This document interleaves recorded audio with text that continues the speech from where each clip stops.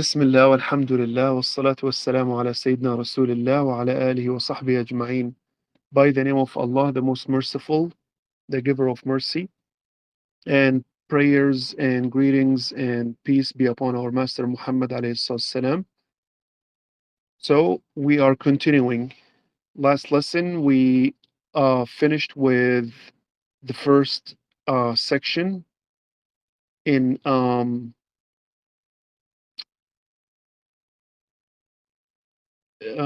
the intellectual dimension of Islam. We're starting the second section. So the first section was about, we could say, language or the importance of language. And we will be linking everything together um, accordingly. Every time we do a new lesson, things will start linking together. So, guys, do you have any questions regarding the first lesson or the previous lesson? Do you have anything regarding that so that when you move on forward, you have no kind of, gray areas. Everything is clear for you.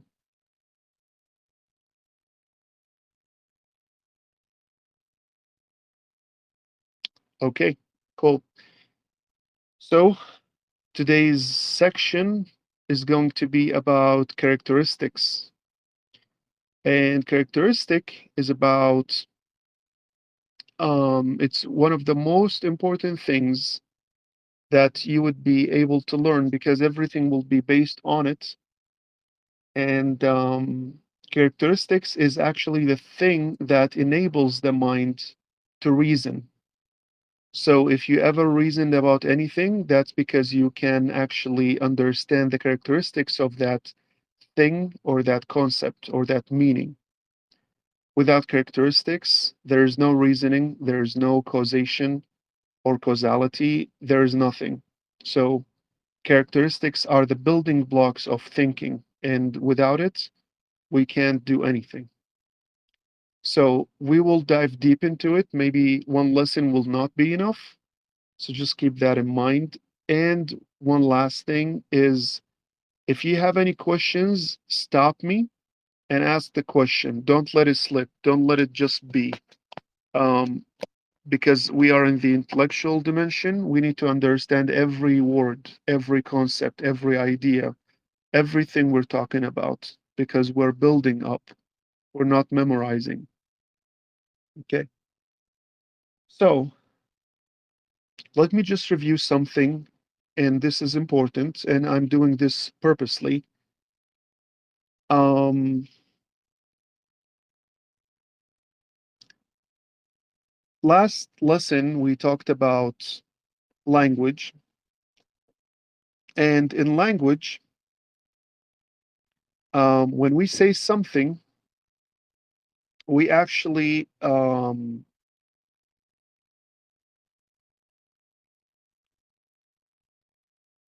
something happens in mind. Okay, when we talk about something, we actually connect things together. We don't speak because we speak. We speak because we actually connect entities and we connect characteristics together. Okay. And in Arabic, we call this sometimes al-mubtada wal-khabar, means the initial and the thing behind it. I'm not going to get into the Arabic language, but in English, um, so it doesn't make it's not different from Arabic to English, uh, because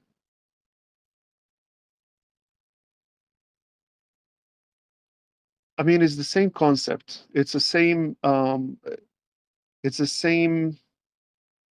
So we have, for example, al-fa'il. It's the same thing in English as the subject or the one who actually initiated the act. Okay, the doer, the one who actually does things. And we have the al-fi'l, which we have it in English as the verb. Okay, and then al-ism we have noun. So it's just the terminology that it is different, but the concept is the same. Okay. Now, how does it work in mind? in our mind. How does it all work? We have the first step in our mind. It's called visualization, visualizing something. Okay. In Arabic, we call it at-tasawwur. In English, it's visualization, to visualize something. What does that mean? Let's imagine that we have a piece of rock, okay, a stone. Whenever I say stone, just something comes to the mind. Everybody may be different, but we all have some image, some visualization come to the mind when we mention that noun. When I say stone or rock, you know, an image appears in the mind. If I say, for example, water, another image appears in the mind. Rather, it's something near the ocean or a river or in a glass of water or a spill, whatever. When I mention the word water, we visualize it in our mind. We visualize it as the general concept of water. Um, so now we are talking about entities, a rock, water. But then if I also say something like a quality, like for example, solid, when I say the word solid, I also visualize it in my mind. Every person does it differently, maybe, but we all visualize the image of something being solid, even if it was abstract, but we have some visualization in the mind happening for being solid. If I say, for example, the quality of liquid, again, we have some kind of image, a mental image happening, a visualization in the mind that is happening. So, visualization or imaging is something, it's kind of a quality of the mind. It is something regarding the mind that it is actually visualizing things. Okay. We said we are visualizing entities like rock or water. It's a thing, it's a material thing. So we visualize it, but we also visualize um, characteristics or qualities, like as I said, solid or liquid. Okay. Now, this first thing is visualization. The second thing in Arabic, we call it at-tasdiq or belief. Believe is about connecting two things together, connecting an entity with a quality, mostly. So, for example, if I say rock and I say solid, what is the connection forming between those two visualizations? Is it a positive belief or a negative belief? Is it a positive connection or a negative connection? It is a positive connection because it's true. So the belief here is positive, means a rock is solid. Okay, what if I say water plus liquid? Is the belief here, is the connection here positive or negative? The belief here is positive. It's true. Now, what if I say rock plus liquid? The rock is not liquid. So the belief here or the connection here is negative because it's not true. The same thing if I say, for example, water plus solid. So the belief here or the connection here is negative because it's not true. Ice is solid, water is liquid. Okay? So that's how our mind works. And if you look at it, that's what we use in our language. When we say, for example, blue sky. In Arabic, we say the opposite way. As-sama means sky, zarqa means blue. Sky is blue. Okay, we can say that in English too, but we need to add the is and are. But sky is blue. So this is a helper thing, so I'm gonna skip it. In English, we do it the opposite way. We say blue sky. What is blue? That's a characteristic. That's kind of a quality. What's sky? It's an entity, it's something. So we are assigning a quality and an entity. Okay. When we talk, for example, about a handsome boy, we're talking about a quality plus what? An entity, and so on and so forth. Um, the same thing when we say um, John is running. John is an entity, and running is, a quality. It's a verb doing something. So that's how the mind works. We have visualization, then we have belief, or we can call it in English connection. Okay, I'm actually write it here as connection. Okay, so that's, I just wanted to mention this before we start. Is that clear? Because that's what we use. And so why do we use it like this in our language? Because language reflects the mind. Language reflects consciousness. That's how we comprehend things.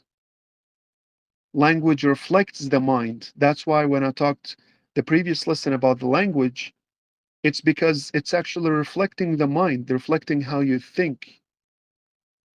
It's not abstract. It's not something has no connection with the mind. Language is the direct and the most um, closest connecting thing to the mind is language. That's how we describe things. That's why language the way it is. That's why language reflects the mind and the mind reflects the language. They both kind of work on each other. They kind of form each other. Okay. So language describes what's in the mind and it uses that description to communicate with another person to transform this idea or this visualization, this connection, this concept to the other person. So what about this? What is this connected to characteristic? Yeah. What is a characteristic? A characteristic is a specific description with a value. So it's a description, you're describing something, and this description has a value. For example, if I say color, that's a description. It has values. It has red, yellow, green, purple, so on and so forth. So a characteristic is a specific description. I'm describing something with a value. It has a value that can be distinguished. That's why we can distinguish between things. If I point to a car and say red car is different than a blue car because those values are distinguished. It can be measured. You can measure it. How red it is, how dim it is, how blue it is, how bright it is, and so on and so forth. So you're describing something. It's a description. You're describing something as in colors, as in size, as in position, as in so on and so forth. When I say big car, when I look and when I search, when I look at something big and it's a car, then I know that you're talking about that car because the other cars are smaller. So it's distinguishing the value between this and that with your description.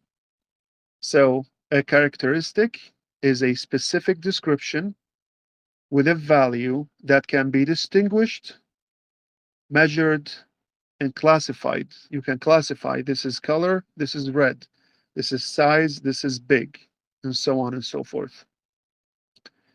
And so, and there are types, and every mental conception is a composition of essence plus characteristic. Okay. Now, why do I say essence plus characteristic? Because we are separating them just to study them. But in reality, they are one thing. They are not essence plus characteristic. They are essence characteristic. You can't have a box, for example, without having a size. At the same time, in reality, you cannot have size without the box. So the box is the essence, and the essence exists because of the characteristics of that essence. So it is not essence plus characteristics, it's essence characteristics. It's one thing. A color cannot exist in reality without an essence, and an essence cannot exist also without um, being described in color. The same thing for temperature. Something has this temperature. What is temperature? Something has this shape. Something has this mass. So, for example, let's take a simple example. When we were talking about the size, can actually width, height, and depth exist without the essence? So, the essence is the thing plus the characteristics of the size, which are width, height, and depth. They, in reality, do not separate ever. Otherwise, they do not exist. Essence doesn't exist without characteristics, and characteristics doesn't exist without essence. But conceptually, to study it in the mind, we can talk about one thing without the other. That's conceptually. But in reality, they never separate because the separation immediately annihilates both of them. Something without size doesn't exist, and size doesn't exist without essence. They both exist, like they're both exist together all times. Okay. Now, the essence, we're not going to be talking about that. It's not important for us. We're going to be talking about characteristics. And for characteristics, we have several ones. The first one, the first type of characteristics are material characteristics. And those are um, can be sensed by the senses, like they're perceptible by the senses. And so it's like, some examples like color, shape, mass, so on and so forth. So those are material characteristics. They can be perceived by senses, the five senses. That's the first type, the material characteristics. The second type is immaterial characteristic. And those like meaningful characteristics. And those can be, those are perceptible by thought. For example, like justice, ignorance, will, so on and so forth. And that's the immaterial is the second type. The third type is the essential characteristics. And those are the things that things loses its identity without it. So for example, fire. What is the essential characteristic of fire? Heat. Without heat, it is not fire anymore. So, just as an example, so it's essential for it. The characteristic is essential for it. Without it, it doesn't exist. Like, for example, for material things, an essential characteristic of a material body is the dimensions, the size. Without it, it doesn't being prescribed as material thing. So it's essential. A thing loses its identity without it. Now, the fourth type of characteristic is kind of accidental, or I would say non-essential, means they could change, they could come and go, they could change, and that change will not change the essence of something. So, for example, a human, the characteristic of height could change. So, when we are little, we could be like, you know, couple of, you know, 3 or 4 foot or 3 foot, for example. Then when we get larger and older, we become like 4 and 5. So it changes. The same thing for the weight. The weight of a human being could change, but it doesn't change the essence of that human being. It could be black or white, but it doesn't change that that person is a human being. Could have, you know, characteristics of, for example, speaking or not speaking, but that doesn't change that they are human beings. So, and the fifth one is positive characteristics. So, something affirmed about thing or about the thing or about a thing. So, for example, when that characteristic is affirming the existence of a characteristic. For example, when we talk about God, we say God is alive. We're affirming that characteristic's existence. God is powerful. It's affirmative, it's a positive characteristic. It adds to our perception a characteristic, something, a quality. It adds a quality to our thought. And also, there is the negative characteristic, which is the sixth and the final type of characteristics, and is something that negates or negated about a thing. For example, God is not a body. So it removes something from our mind about something. God, for example, does not sleep. It removes something from our mind. So if I say a person is a truthful person, that adds a characteristic to us. And if I say that person is a liar, it removes from our mind the characteristic of being truthful, and so on and so forth. Do you have any questions regarding that? What was the last one? Number 6? Negative, negational. Negative. Yep. It's something negated about a thing.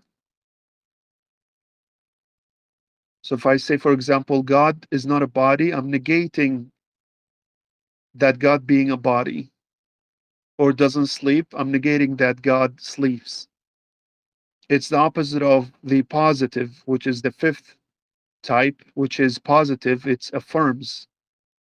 It confirms for me the existence of a characteristic. For example, God is alive, God is powerful, and so on and so forth.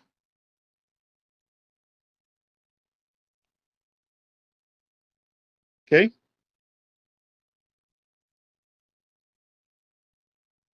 cool. So, what is our need for characteristics?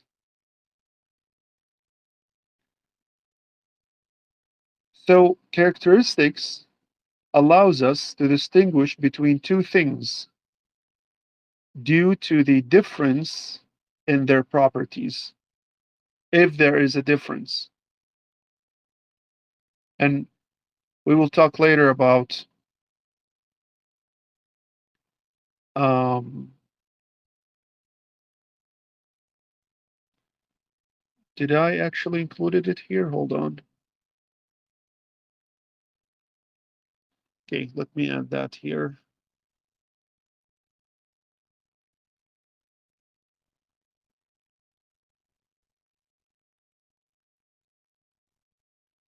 Okay. Um,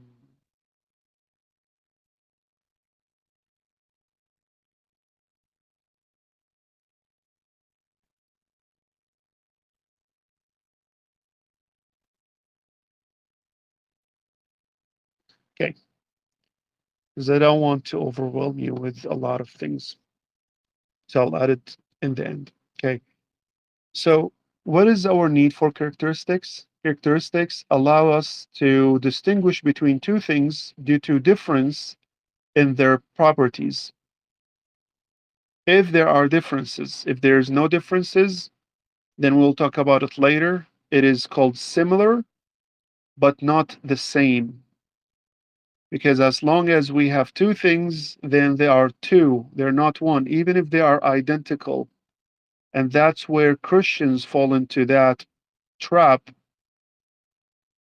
of when talking about God. And we'll talk about that thoroughly later.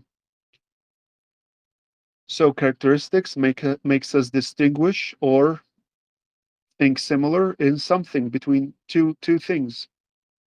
So it helps us to distinguish and find the difference. Characteristics themselves have values or states through which distinguishing or we distinguish from one another. And because of those values and state between those two things, we can judge on it. We can judge on things because perception and rational judgment and knowledge are only possible through characteristics. If I want to judge that, for example, a person was killed and we have two people, one of them has a rifle with a long bullet, and the other has just a normal gun with a smaller, shorter bullet. And when we looked at the wound and we extracted the bullet from that person, we can see that the bullet is the taller one, not the shorter one. How did we distinguish that? Because of the characteristics. So, perception, rational judgment, and knowledge itself are only possible through characteristics. How do you even recognize what I'm saying? Because of the frequency of each letter is different than the other. Therefore, you can distinguish between those frequencies, and your mind understand that this means this and this means that. And when we put them together, we form some kind of concept. We call it a word. And this word, because of that word, we can understand a meaning behind it, which we talked about it last lesson. Words are only the temples of the meanings inside of it. So, how do we comprehend? How do we have knowledge? How do we gain perception? What is rational judgment? They're all possible because of characteristics. Everything has a characteristic. When I talk about a person, how do I distinguish between that person and this person, even if they were the same? Because there are some characteristics that are different. Some of them standing here and some of them standing there. If they are not positional, if they are qualities, then this is quality, this different than this other quality because they have distinctions, because they have different characteristics. So distinction and recognition happens because we recognize and distinguish between characteristics. And that's the big thing when we talk with the Christian people and we say, is this God the same as this God? They would say, yes, they're the same exact God. Okay. Does this God has the same duties as this God? They would say, no. Who begotten whom? The Father begotten the Son, or the Son begotten the Father? Well, the Father begotten the Son. Who wouldn't exist if the other one wouldn't exist? The Son wouldn't exist if the Father doesn't exist, but the Father exists without the Son. And you keep digging and digging and digging, and it's honestly doesn't need any digging, but that's distinction. And when they are trapped, they would say, well, that's the secret of divinity. That's not a secret. God created the mind for you to distinguish between things, and you are ruining the mind. So now anybody and everybody can come and um, scam you and say, I'm from God. How would you distinguish between a scammer and a genuine person? You have destroyed the tool that you distinguish between things. So why would you accept its judgment on something, but then denies judgment on something, whether it's acceptable or not acceptable? If you accept it, you accept it the entire way. If you deny it, you deny it the entire way. Um, Even in Bible, God, I mean, in their scriptures says that God is not the God of confusion. And what is more confusing than not being able to distinguish between characteristics? I mean, the entire mind is based on characteristics. That's how mental judgment happens. That's how mental distinction happen. And because of characteristics, we separate between this and that. Two characteristics, two entities, how do we separate between them? We separate two things through the boundaries between them, otherwise, they mix. That's why when we say it's a gray line, well, there is no line. It's gray, it's mixed. White and black are mixed together. Therefore, there is no boundary. But when say white and black, well, there is a boundary. That's why you can distinguish that this is white and this is black. How do you distinguish between, for example, if you have a chair and another chair beside it? Well, because, for example, there is the distinction of the boundary. This wood is different than this wood. There is air between them. If I have two pieces of clothes, how do I distinguish between this and that? Because they have different colors, different texture. The differentiation between characteristics creates boundaries. That's how we understand things. That's how God created us. That's how the mind works. So, characteristics, you'll see throughout this lesson and the next lesson, it's in everything. Boundaries are formed by the combination of characteristics in a thing. So, for example, if I have a pillow that is leather and brown with a leathery texture and pattern, it is so different than another pillow that it is gray and it's made of cotton. This has this group of characteristics, and this has this group of characteristics. Therefore, I can, I can perceive that and set the boundary. Yes. Otherwise, I wouldn't be able to do that. Why do we call a person to be a crazy person? What is craziness? A crazy person happens when a person cannot distinguish between night and day, when they cannot distinguish between summer when it's hot and winter when it's cold, when they wear a winter clothes in summer and summer clothes in winter, when they do not distinguish between appropriate and inappropriate, we call them crazy because now they mixed up characteristics together. They cannot distinguish between them. So, distinguishing, separating, setting boundaries all come because of the knowledge of characteristics. And this knowledge of characteristic is an instinct God created in the mind. You cannot give it, you cannot take it. It is there. As long as the mind functional, that instinct is there. You can recognize.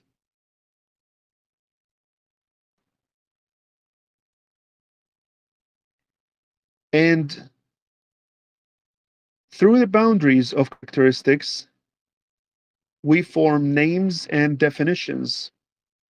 Why do we call something whatever we call it? Because when we look at it, for example, a car, a car has a set of characteristics, and therefore the grouping, the gathering of those characteristics together, we call it a car.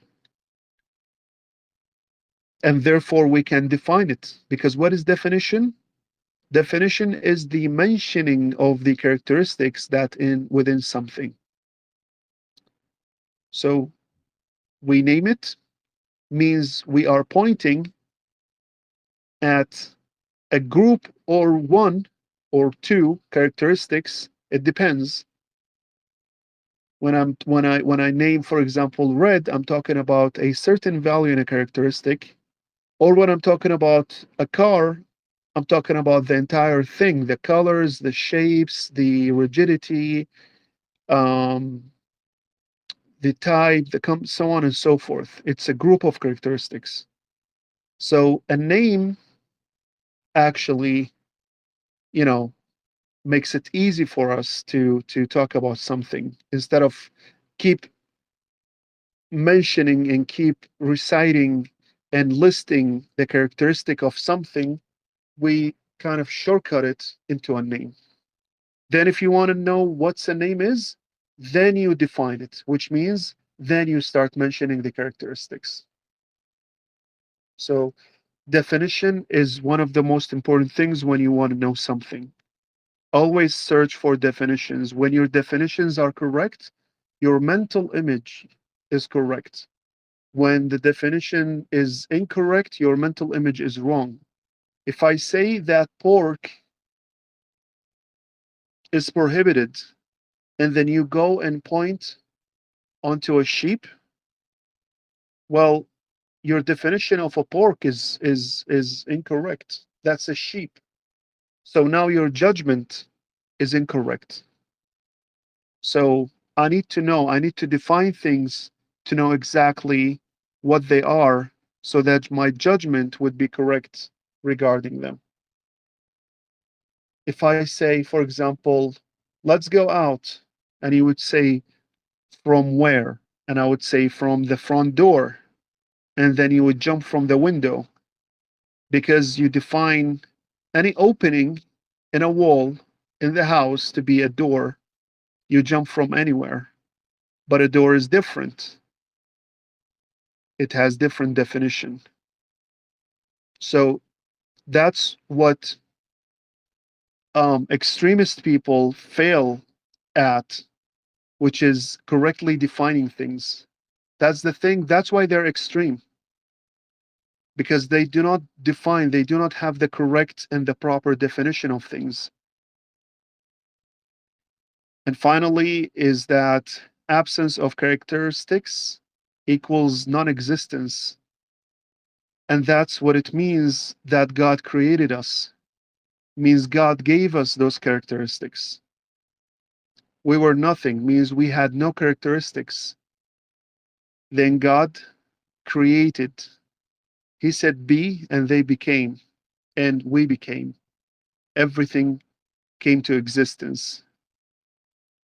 The absence of characteristics equals non-existence, means annihilation, because nothing. So characteristics are very important. We still have next lesson, the entire next lesson to talk about things. We're only halfway. And yeah, so do you have any questions?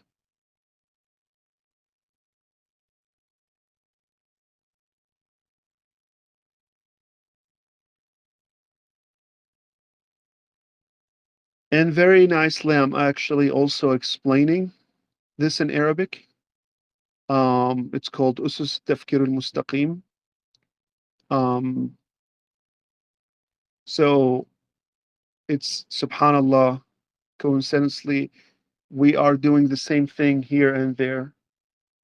So here, I'm doing it in English, and there I'm doing it in Arabic.